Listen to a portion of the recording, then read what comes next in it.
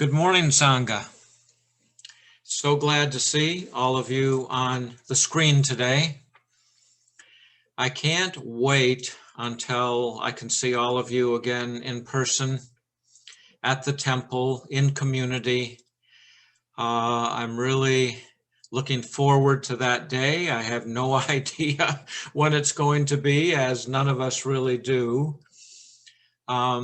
But good things are happening. We now have 3 viable vaccines. The latest one only takes 1 dose. So I haven't gotten my shot yet. I'm still waiting patiently or impatiently at times.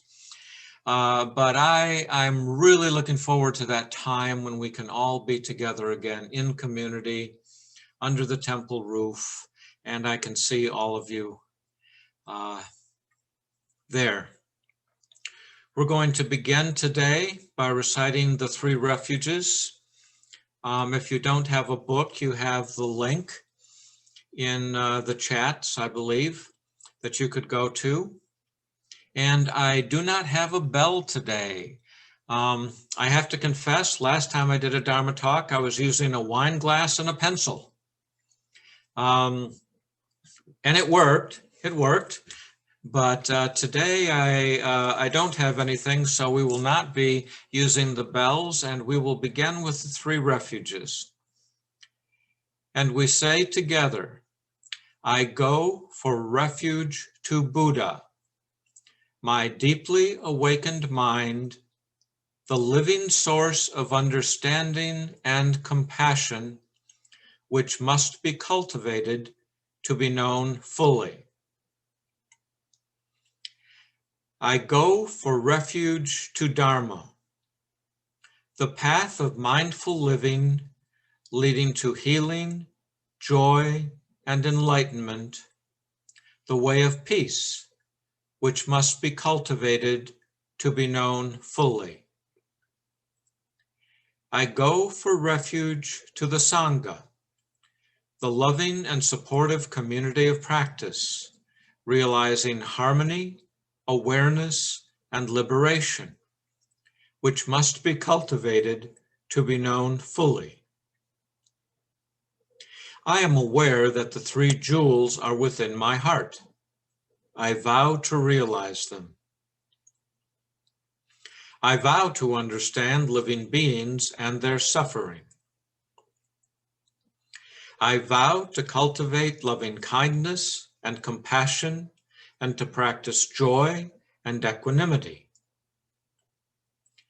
I vow to live simply and sanely, content with few possessions, and to keep my body healthy. I vow to let go of all worry and anxiety in order to be light and free. I am aware that I owe so much to my parents, teachers, friends, and all beings. I vow to be worthy of their trust, to practice wholeheartedly, so that understanding and compassion will flower, and I can help living beings be free from their suffering. May the Buddha, the Dharma, and the Sangha support my efforts. May the Buddha, the Dharma, and the Sangha support my efforts. May the Buddha, the Dharma, and the Sangha support my efforts.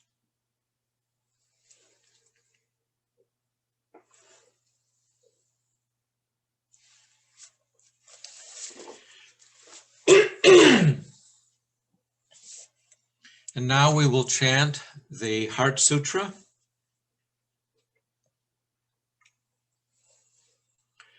The Maha Prajna Paramita Hridaya Sutra. The Bodhisattva of great compassion from the deep practice of prajna paramita. Perceived the emptiness of all five skandhas and delivered all beings from their suffering. O Shariputra, form is no other than emptiness, emptiness no other than form. Form is emptiness, emptiness form. The same is true of feeling, thought, impulse, and consciousness. O Shariputra, all dharmas are empty. They are not born nor annihilated. They are not defiled nor immaculate. They do not increase nor decrease. So in emptiness, no form, no feeling, no thought, no impulse, no consciousness. No eye, ear, nose, tongue, body, mind. No form, sound, smell, taste, touch, or objects of mind. No realm of sight. No realm of consciousness. No ignorance, nor extinction of ignorance.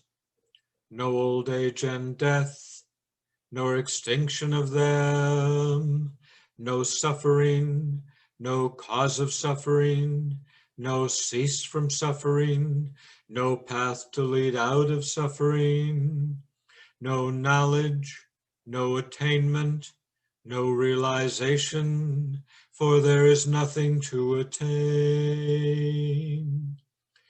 The Bodhisattva holds on to nothing but prajna paramita. Therefore the mind is clear of any delusive hindrance. Without hindrance there is no fear. Away from all perverted views, one reaches final nirvana. All Buddhas of past, present, and future, through faith in prajna paramita, attain to the highest perfect enlightenment. Know then the prajna paramita is the great Dharani, the radiant peerless mantram, the utmost supreme mantram, which is capable of allaying all pain. This is true beyond all doubt. Proclaim now the highest wisdom, the prajna paramita.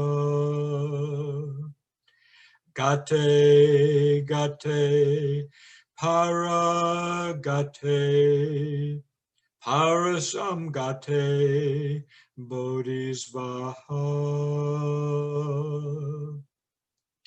Gate, gate, para gate, parasamgate, bodhisvaha. Gate, gate, para gate, parasamgate, bodhisvaha. The Maha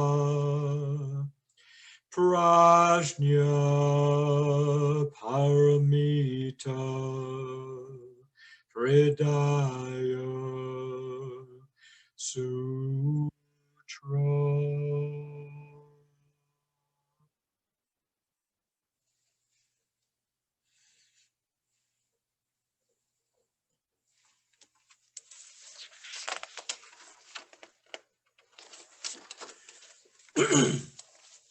Well, good morning again, Sangha. The title of today's Dharma talk is There is no I, capital I, in the stream of consciousness. Now, the scriptures I would like to share today are selected verses from the Sin Ming, which is one of my favorite parts of the scriptures. I read it at least once daily because it's so rich and so full, and there is really the entirety of the Buddha's teachings, I believe, in two things: the Heart Sutra and the Sin Ming. For those of you who are not aware, the Sin Ming was written by the third Chinese patriarch Sensang, and not much is known about his life. He was rather a recluse, and this is perhaps the most well-known of his teachings. Now, we are going to incorporate today the meditation actually into the verses. So after each verse, we will spend a few moments in reflection about that verse. And we will begin with verse 1. Verse 1. The great way is not difficult for those not attached to preferences. When neither love nor hate arises, all is clear and undisguised. Separate by the smallest amount, however, and you are as far from it as heaven is from earth.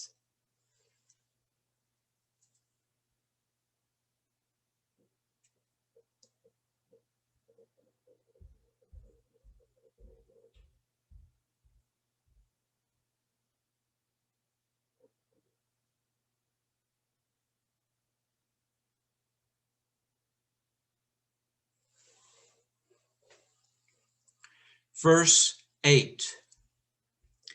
Changes that seem to occur in the empty world we make real only because of our ignorance. Do not seek truth. Only cease to cherish opinions.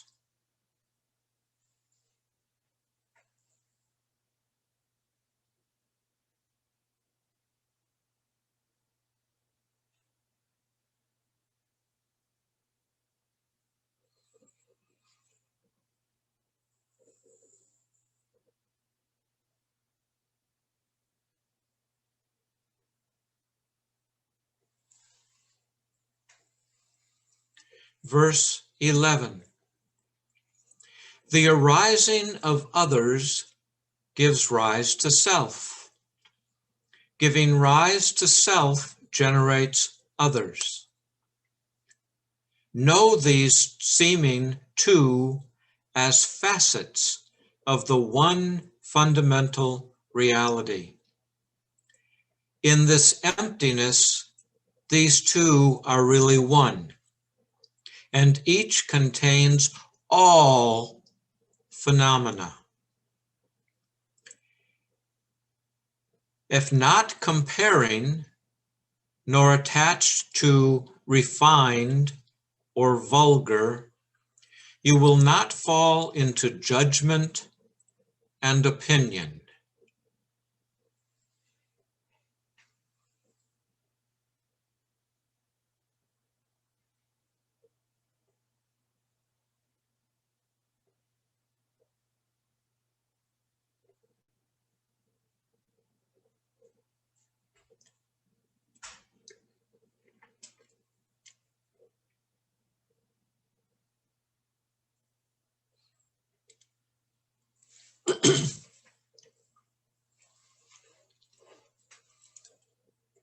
Verse 14.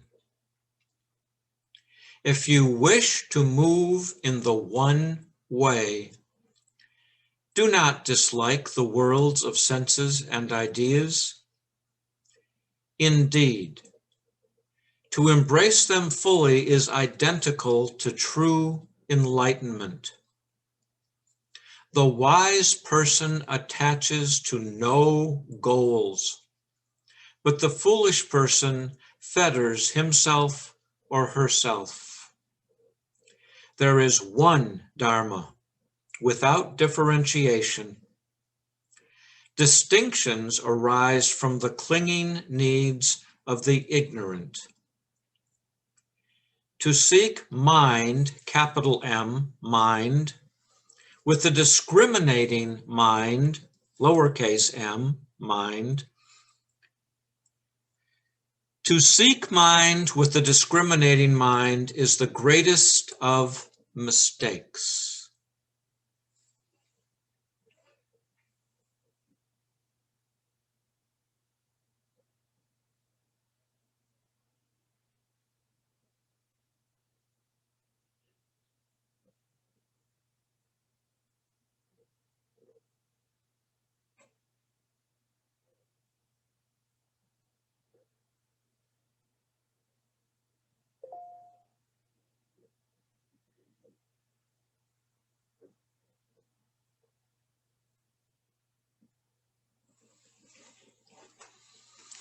Verses 18 and 19.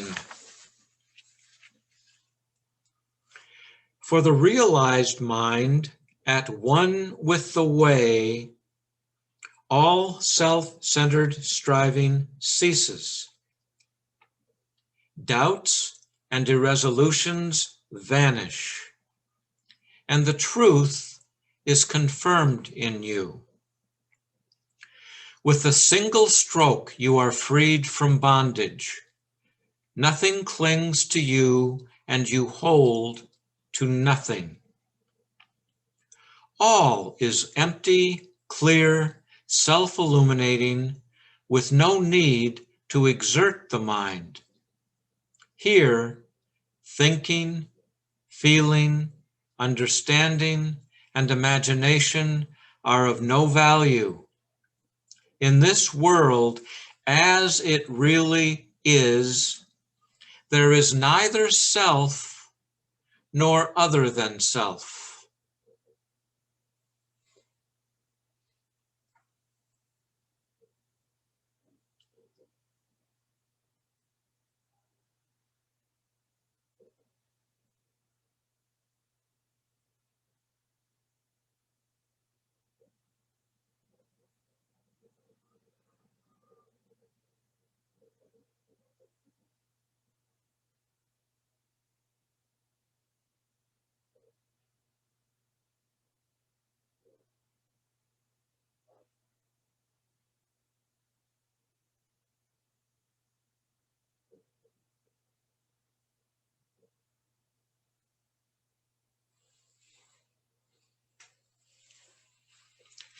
Verse 22. Each thing reveals the one. The one manifests as all things. To live in this realization is not to worry about perfection or non-perfection. To put your trust in the heart mind is to live without separation. And in this non-duality, you are one with your life source.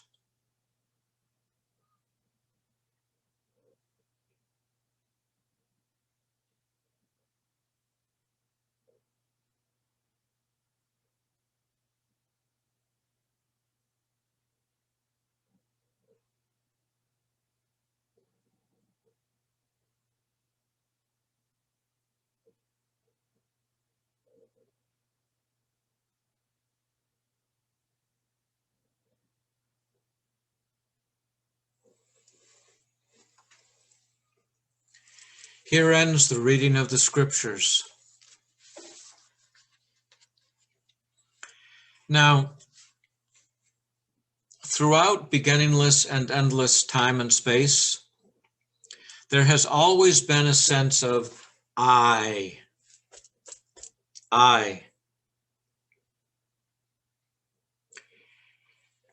There has always been a sense of me,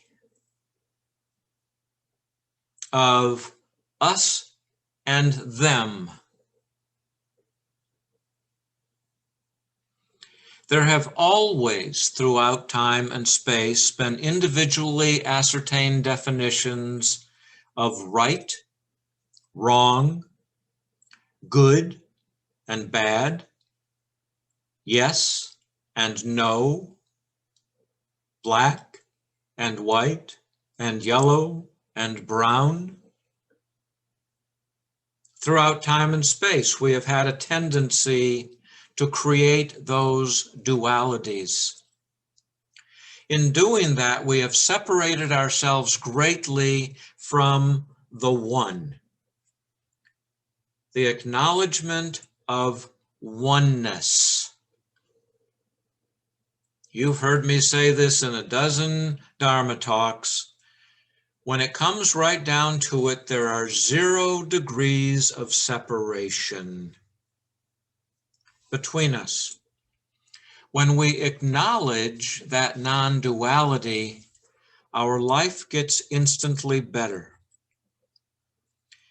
Throughout beginningless and endless time and space, there have also been individually ascertained definitions of what is truth. This has been made abundantly clear over the past several weeks of activities surrounding our president, our capital, the assault on our country, on our democracy. Those aspects that people call truth, what are they really? The past couple weeks, when you couple that with COVID and the super spreader events, unfortunately, it doesn't seem to appear to be ceasing in the near future. The media has reported, all sorts of media, not just one, but the possibility of violence, of disruption at the inauguration all over the country. It's a sad state of affairs, but it is reality. It is as it is. The Buddha said that the only reality is direct experience. And we've been experiencing sometimes firsthand, sometimes secondhand, thirdhand, through media. We've been experiencing a lot lately. Now, when I was doing some of my graduate work out in California, one afternoon I was having coffee with one of my graduate professors at Berkeley in California. And we were discussing for those of you who don't know, my background is all in counseling. Family counseling. I have a PhD in family counseling and PhD in business management. And so I've worked with a lot of family-owned businesses. And we were discussing what people brought into our offices with them that they call truth. And she made a statement that has stuck with me over the past 4 decades. Here's what she said. David,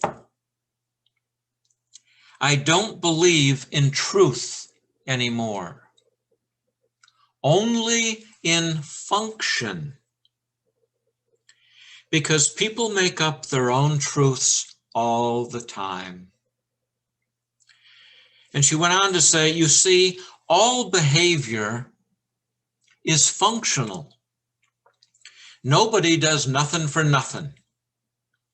We all have very good reasons for our behaviors, no matter how dysfunctional or unhealthy they may be.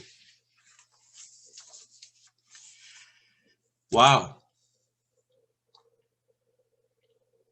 That really struck me in its simplicity and the rawness of that particular truth. People do make up their own truths all the time and hold them as cherished opinions and then act on them. And they do have good reasons for their behaviors, even if those reasons are unhealthy, dysfunctional, or are rooted in the distant, far distant past. Then we can talk about a show of hands. How many of you ever participated in team sports? Oh yeah, okay, we got everybody. All right. Well, there was this adage that our coaches, since I was in pee-wee football, drilled into us. There is no I in team. Right?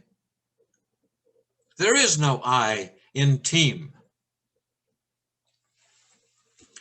As we travel the Buddhist spiritual path, we recognize, we understand that there is no I in usness.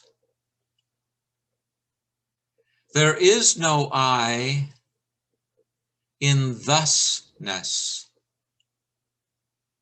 Usness and thusness do not include any concept that we would erroneously refer to as I. There is literally nothing that we can cling to, even if we wanted to, and call it I or me. In Sanskrit, there is a term, Sita Samtana. Now this refers to, it literally means the stream of mind. And it's the stream of succeeding moments of mind or awareness. Remember, reality only occurs a millisecond at a time. It provides a continuity of personality in the absence of a permanent abiding self, which of course in Buddhism, we don't believe in a permanent abiding self. So this Sita Santama refers to that stream of mind, which gives us a point of reference that at times we erroneously refer to as me or I. We also talk about the stream of consciousness. And when I work with my students or I work with some of my clients, I will often talk about when you step into the stream of consciousness, you begin to experience the flow. Now, it's just that flow of not thinking in the past, which creates depression, not thinking into the future, which creates anxiety, but focusing on the here, the now, the abiding present moment, which is always with us. When I perform a Christian wedding, I'll often refer to the divine consciousness. Well, what am I talking about? I disguise this term, divine consciousness, in Buddhist terms as the stream of consciousness or the universal consciousness, which is that which always dwells within, between, and beyond each one of us. It's always there, whether you want it to be or not. The stream of consciousness, it flows. There's also that saying that you can never step into the same river twice. Why? Because it's always moving. Each time you step into the stream, it's a different stream. Each time you step into the stream of consciousness, it's a different consciousness. It's a different level of consciousness. It's a different way of seeing, thinking, saying, speaking. Everything becomes different. Regardless, in this state of consciousness, no matter what we refer to it as, the stream of consciousness, the universal consciousness, the divine consciousness, there are 0 degrees of separation. We're in this together. I'm sorry, folks, you're stuck with me, okay? We are all in this together.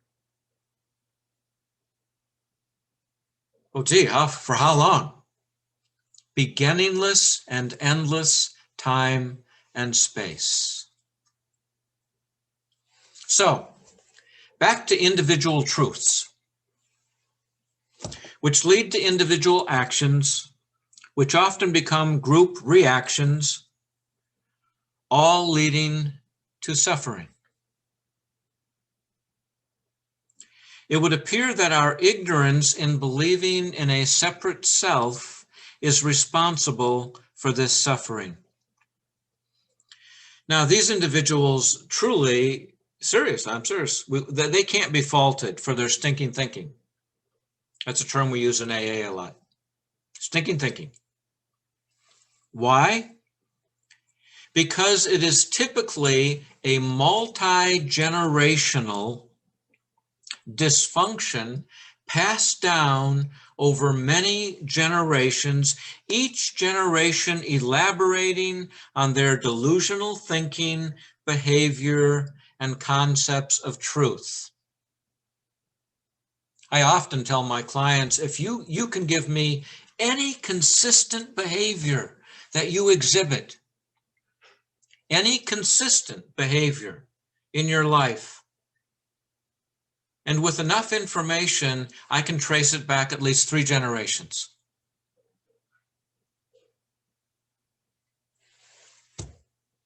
Seriously, do you think anyone wakes up in the morning, just wakes up one morning and says, you know what?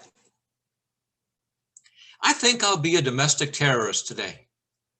Yeah, that's the ticket. All right. Or somebody might say, you wake up one morning and say, you know what? I think it's a good day to rob a bank. I think it's a good day to storm the Capitol. I think it's a good day to assault other people. These thoughts don't arise in a vacuum. No, that is learned behavior. And it is based in that notion of us and them. That's where it comes from. That's where it starts. Whenever we have that notion of us and them, suffering is certain to follow. So, now what? As practicing Buddhists on the path, what is our responsibility? Well, I think we have 4 responsibilities, and these are simply my thoughts. You may think of many more responsibilities that we have, and I'd love to hear them. In fact, maybe we can talk about some of those in the discussion following the Dharma talk. Number 1, as practicing Buddhists on the path, we must believe in the 4 Noble Truths. That life is, always has been, and always will be enveloped in suffering if nothing changes. Number 2, we must believe in the Noble Eightfold Path, which leads us out of a life of suffering if we follow it. Many months ago, I gave a Dharma talk about the difference between knowing, doing, and being. Some of you may remember that. But my ultimate message was, it's not enough to know the 4 Noble Truths and the Noble Eightfold Path. It's not enough to do the 4 Noble Truths and the Noble Eightfold Path. It is not until we become the 4 Noble Truths and the Noble Eightfold Path are we truly on the path. Now, why? Because it works. Those of us who have engaged in this practice and are in the process of becoming, I don't like to say I've arrived. No, I'll never arrive. But I'm in the process of becoming the 4 Noble Truths and the Noble Eightfold Path. And why do I put in that effort? Because it works. Because quite frankly, it just works. Number 3, this is a difficult one at times. We must let the laws of the land be effective and in effect. Ours is not a perfect system by any means, but in most circumstances, it works. You give me any group, police officers, preachers, whites, blacks, Latinas, Latin, Chinese, doesn't matter, nurses, doctors, any group. And for the most part, they're a pretty good group. But not all of them, and not all the time. It's not a perfect system, but it's what we've got to work with. And so it's important that we let the laws of the land be effective and be in effect and not obstruct them. But then there's number 4. We must work diligently in our own ways to create usness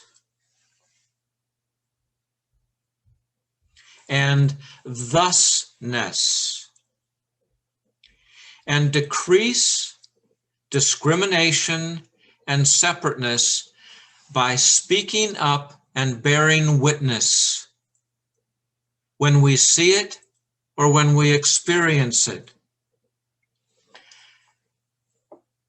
In my years as a Buddhist, I'm an avid reader. I've read much scripture. And nowhere have I ever read this statement: A Buddhist should sit back and keep their mouth shut. I'm sorry. I mean, maybe it's there somewhere because there's a lot more scripture than what I've read, but I haven't come across it. A Buddhist is supposed to sit back and shut up.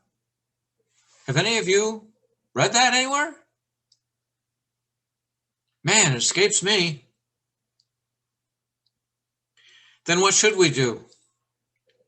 We can make a difference one situation at a time, one step at a time, through our diligence of practice and right speech.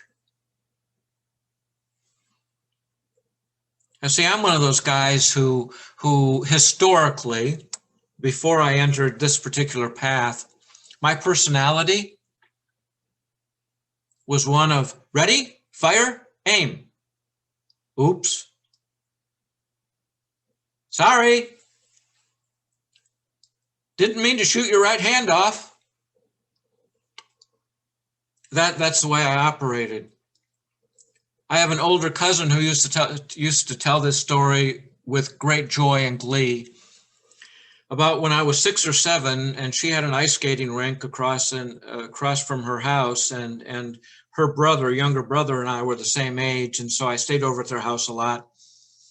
And I was just this little shaver, and I fell down, and these 4 great big guys who were good skaters, they started laughing. Well, I got up just steaming mad, and I was going to duke it up with 4 guys 4 times my size.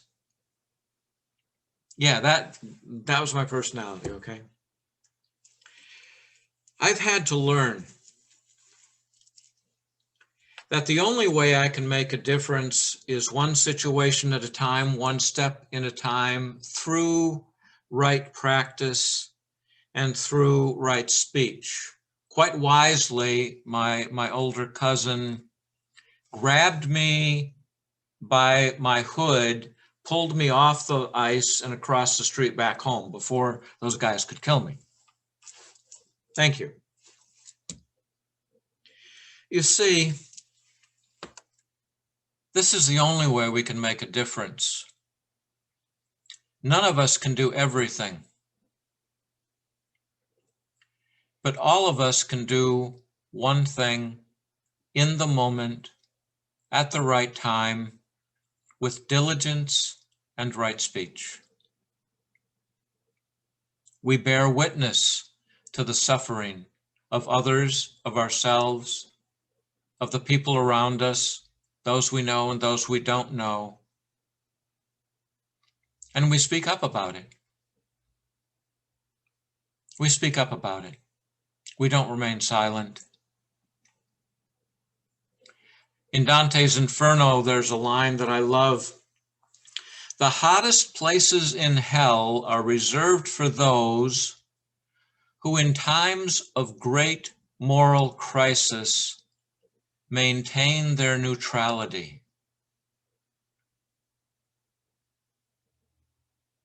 Don't maintain neutrality,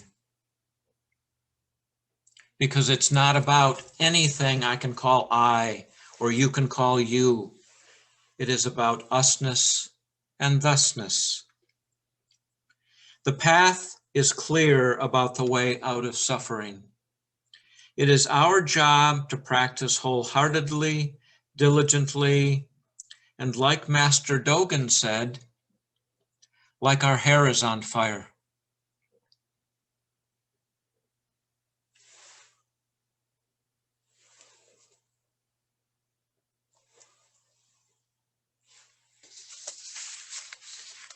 Well, the last Dharma talk I gave from home, I forgot to end with the closing gathas. So today I'm not going to forget that.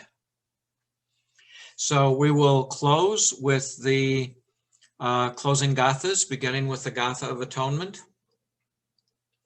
And we say together, for all unskillful action ever committed by me since of old, on account of my beginningless greed, anger, and ignorance, born of my body, mouth, and thoughts, now I atone for them all. Vast is the robe of compassion, a formless field of benefaction. I wear the Buddha's teachings for the benefit of all sentient beings. All beings, one body, I vow to liberate. Endless blind passion, I vow to uproot. Dharma gates without number, I vow to penetrate. The great way of Buddha, I vow to attain.